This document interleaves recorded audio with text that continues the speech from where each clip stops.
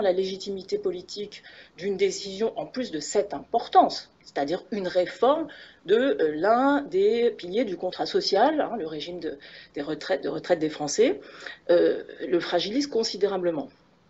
La deuxième chose que je voudrais dire, c'est que, au fond, c'est aussi, pour moi, un petit peu le déchirement du voile de Maya, comme disait Nietzsche, c'est-à-dire un moment irruption d'une forme de vérité.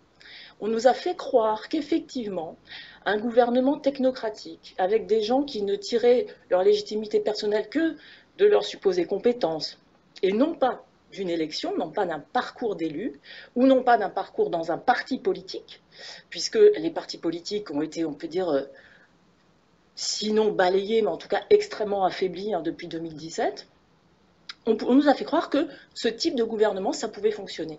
Et qu'effectivement, cette technocratie, au sens propre du terme, était synonyme de bon gouvernement. Eh bien, on voit bien que non, le bon gouvernement n'est pas celui qui est dirigé par ceux qui auraient peut-être le plus de diplômes, etc., etc.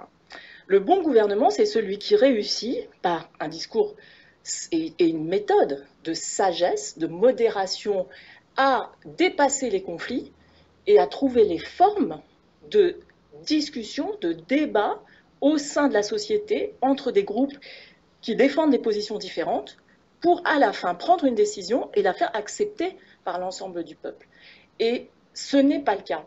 Cette technostructure, au fond, a tendance à considérer qu'elle a raison contre tout le monde. Et